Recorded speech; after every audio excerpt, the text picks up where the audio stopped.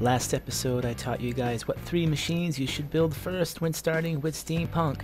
Today we have to supply those machines with resources, and I'm going to show you how to do it a lot quicker.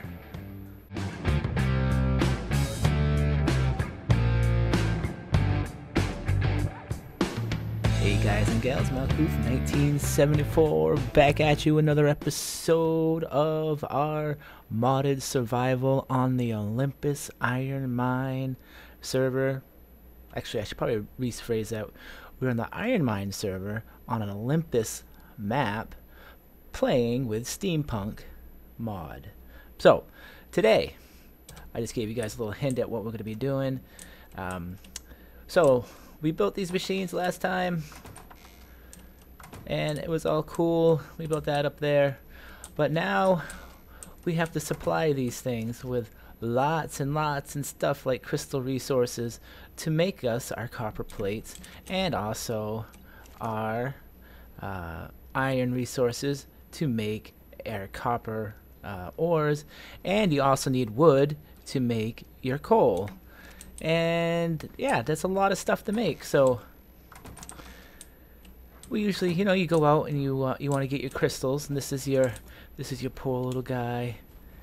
Oh, he's so slow. Why is he so slow? Well, believe it or not, Steampunk has a fix for this, and the machine we have to make is called an ice box. It actually has a few different functions. One of them is it can be your refrigerator to store your meats and stuff like that, and it actually works just like a refrigerator, if not better. I'm not quite 100% sure if it does or does not. And if we look in here in the engrams, we look here and we look at the ice box. You get it at level 35. And it costs you cementing paste 100, copper plates 50. Again, that's why you need to do the first episode first to make the 3 machines you need to make those copper plates. Glass panels, again, you need the machines to make the glass panels. And metal ingots you can get anytime, anywhere. But, having that forge thing, the very first machine, helps you get more metal ingots for every 2 for 1, doubling your resources. So, I've already built this because I would be very unwise of me to be talking about something I have no idea what I'm talking about. So I've been playing with it already. Again, I do have to show you guys. So when you lay this down, it has to have a water source, or you can put canteens in there, but that's not efficient enough. And how I have my water source placed, where did it go? Oh, it's on actually on the outside. We have a mod in here called the Eco mod, and you guys might not have this mod, but let me just show you in case you guys do. This is the food tray.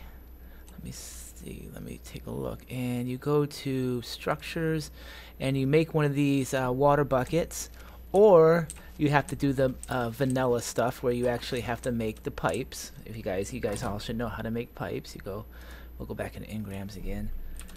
Pipes. Oops, not pipes, but you got to make your pipes. We have S+, so we have the cool pipes that you can put down and bring back up and stuff like that. And you need to have a water source. But if you have this particular mod, you don't actually need a water source, like a hole. All you do is need that little bucket. And if you look right here, I have the bucket right there. It's right there, and all I did, and that is actually a water source now. So when I put the ice, let me go up here. When I put this nice, lovely little ice box on top of it, it got its water source. You can see down there it says water 200, 200. It's irrigated. That means it's good. So when we look inside of this thing, I have some meats in here, etc., some rare mushrooms. It holds it pretty well. And you notice these ice cubes. The ice cubes can be made at any time, because as long as it has water, which we supplied water with it, or you can use canteens, you can craft them. You say craft about 100 or whatever. There's nothing else it needs, but why we want to make the ice cube is for these delicious little things here, the ice slush. Now what the ice slush does is if you give it to yourself or your tames, it speeds them up. So let's grab a few of these. I got 4 of them. And all of a sudden, our slogan, let me up him here. Wow, I got 2 out of that. Let me see if I can get that a little bit higher. And we do want the weight up there more. Okay, I'll get rid of that. So, again, this is an Anki. Ankies are slow. Oh, look how slow this guy is. Oh, blah, blah, blah. Oh, come on. Alright, so you give the guy a slushy, put it in his inventory, and you go consume. Ah, now you have, if you look up there in the top right hand corner, you'll see a countdown. That's how long it's going to last. Now let's see how fast our guy is. I about doubled my speed. So this makes it a lot easier for you to go out there, find your little node where you are, or anything, like either if you're looking for metal or etc, etc. You basically have 8 minutes to do this, and you can make enough of these slushies that you never actually have to go slow with your tames ever again. So this is just the Anki, so we doubled his speed. Let's go check out some other stuff here. Bring this guy back. Let's take Grumpy out here. And I'll pull him out. Grumpy, he can get us, you know, I take him out exploring. So this is, Grumpy's pretty fast anyways, but if I give him a slushy, please eat that. Now, let's take a look at how fast he is.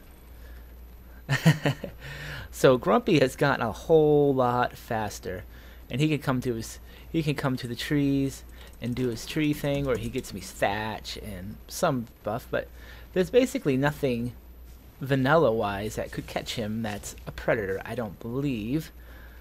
So yeah, so get that icebox made, make it up. It doesn't cost all that much, and it's going to help you guys get your resources a lot quicker than you think. Grumpy goes so fast that sometimes the world doesn't even load by the time he gets there, and just think of some of the more fast animals that you could you can add this to, plus including yourself. Man, it's a terrible place to put that. Okay. And the same thing with Stumpy over here, the beaver. He'd be able to go a whole lot faster too. So the other thing I want to show you guys is, oh, number one, let me go over here. If you guys ever, I hope a lot of you guys play on servers, because playing with other people is pretty fun. So let's see, where is he? It's not Neo. I believe it's not Trigger Paw. Alright, so Bison here. Bison was nice enough to leave me, and I do thank him. This thing, it was actually filled with crystals, and it had a bunch of iron in it, because he has progressed in, let's say, he has progressed a lot farther in steampunk than I have, so he's got something called drills. So drills is something that we're going to have to get into later, because we're not quite there yet to get it, but drills basically will replace all these guys, and we'll get into that a little bit later. It's not within our reach yet because we don't have all the machines yet, so that's something we gotta keep in mind here. Again, I do suggest that you keep your slushies in here, because it takes 20 days in this for them to run out, but on yourself it only takes 4 hours. So that's something to keep in mind. I mean, again, they're pretty easy to make, they're pretty free to make, and not too shabby, I guess is what you can call it.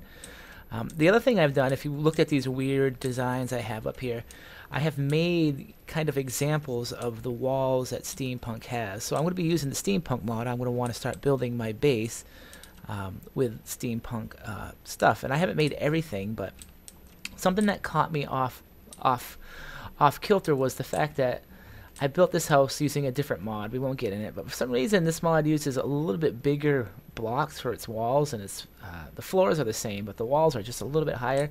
So it threw me off a little bit about why these were so much shorter. But the steampunk walls are the same size. Well, they're not. I mean, they're kind of the same size. They're pretty much dimensionally almost the same size as vanilla walls. So yeah. It would be kind of hard for me to replace this building now that I think about it, because I would actually have to rip the whole top floor down, because like I said, these walls are just a little bit higher, and if I put one of these. I'll show you guys. I'll pull this off. Pick up that, and we'll go like this. Put that there.